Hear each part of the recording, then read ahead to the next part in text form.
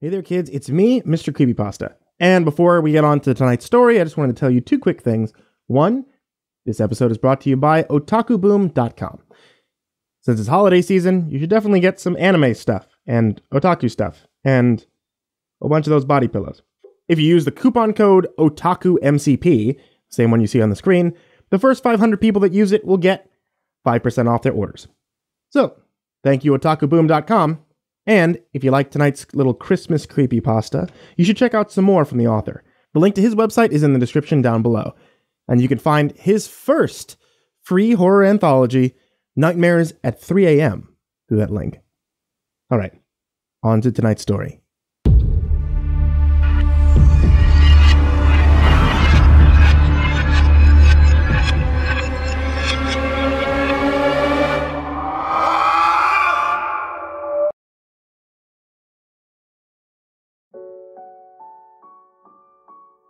If there was anyone to be found on Santa's naughty list, it was surely Cindy's older sister Maddie.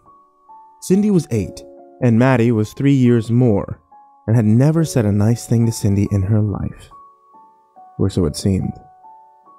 Cindy is my favorite. Cindy is so pretty. Cindy this, Cindy that. These were the words from Maddie's mother that rang in Maddie's head through every day of the year. But especially around Christmas time, when Cindy was talking sweetly of gift-giving and decorating and loving her family and friends. Cindy was sweet, but it was authentic. All she really wanted was to be loved by Maddie, the way she herself loved Maddie. Since Cindy was a baby, Maddie hadn't talked to her. Some of Cindy's earliest memories revolved around the constant sideways looks she would receive from Maddie, the passive aggression, the endless competitions of mother's affection. Cindy was always the one to receive it. But on certain days, she would ask her mother to pay Maddie some attention. "Oh, your sister's fine," her mother would say. "Your sister gets plenty of attention." And after saying this, her mother would usually give Maddie a half-hearted pat on the head, and then go right back to giving Cindy all the affection a child would ever need.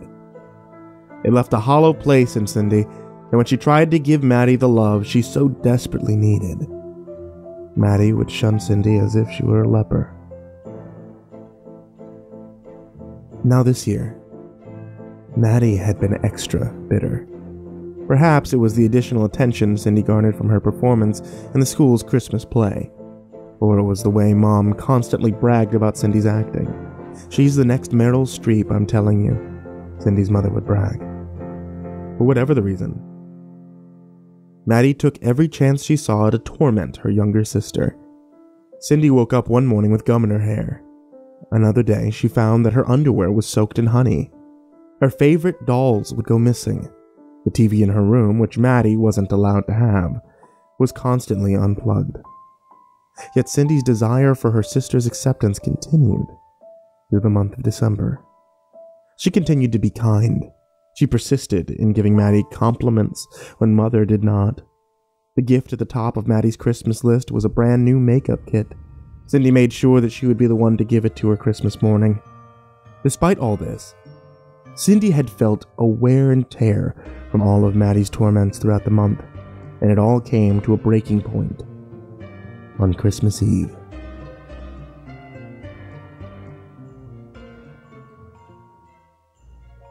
The family sat at the Christmas Eve dinner table and ate ham and mashed potatoes and Christmas cookies.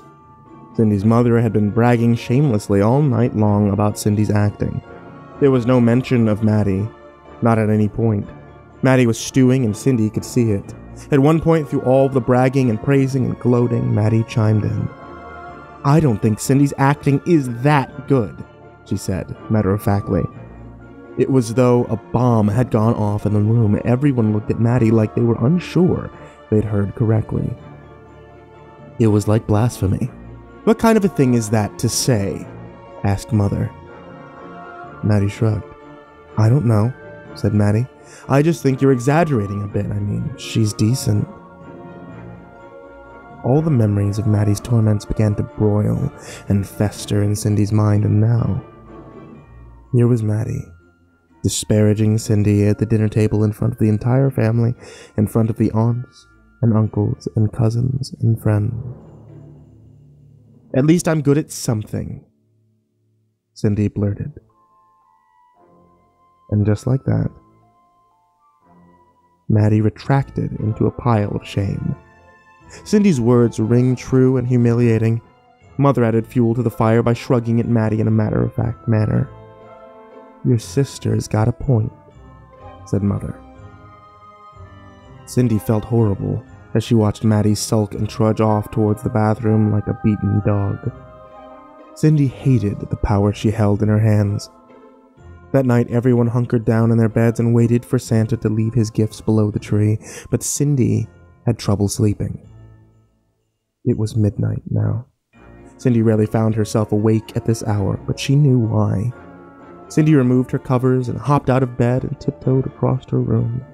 She was careful not to wake anyone. She opened her closet and grabbed Maddie's wrapped gift. She tiptoed down the dark hallway and dragged her fingers along the wall so as not to stumble around in the dark. "I'll give Maddie her gift and tell her I'm sorry, and tell her I love her," Cindy thought to herself. "That's what I'll do. And she'll be happy, and she'll forgive me, and maybe she'll even say she loves me too." When Cindy arrived outside of Maddie's door, she heard strange shuffling noises coming from inside. Perhaps Maddie was preparing another prank for Cindy. It was no matter. Cindy was going to walk in and give Maddie her present and try to make amends.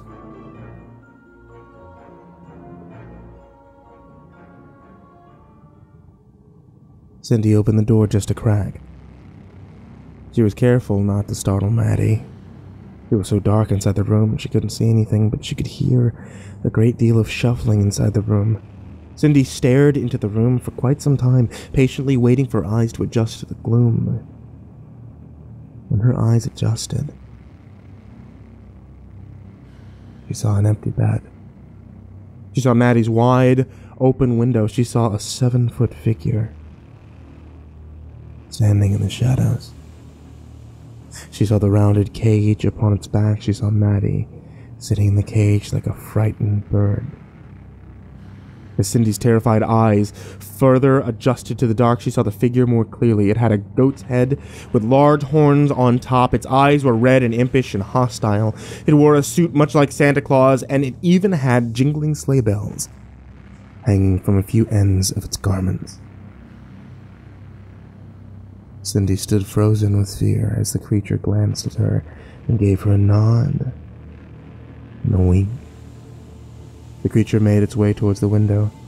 As it did, the last Cindy saw of her sister with a look of fear and sadness and regret.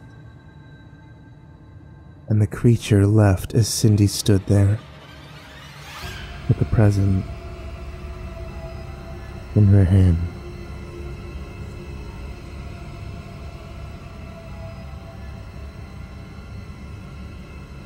Down the chimney he will come, with his great big grin, and you'll find that even the kitties are very liable to sin. What will Krampus say when he finds everyone sinning? What will Krampus say when he hears them sin, sin, sinning?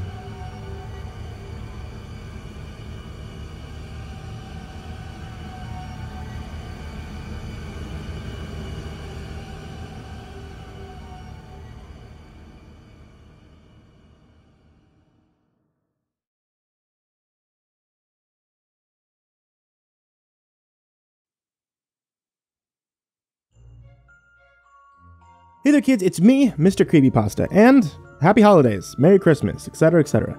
And since it's the season of giving, the no-sleep authors, actually some of the coolest and the best no-sleep authors I've ever known, are working on the Monster Book of Monsters film project. It's in Kickstarter right now, but it's to give you guys a 100-story horror anthology that's also in the efforts of creating a television series based on popular internet horror stories. If you guys have been displeased with some of the other creepypasta media, like say the Slender Man movie or Channel Zero, well, here's your chance to actually support something that will give you creepypasta stories, no-sleep stories, and horror stories made into a television series from the people that wrote them. And their Kickstarter is going to be running the entire month long. Help them out if you can, guys. I'm going to put the link in the description down below. Also in that description down below, there's going to be a little button you can click that says subscribe. And there's going to be a little bell you can hit. So, how about the Monster Book of Monsters film project from the amazing authors at No Sleep? And don't forget to subscribe to this channel for more horror stories. Thank you so much, guys. And once again, happy holidays.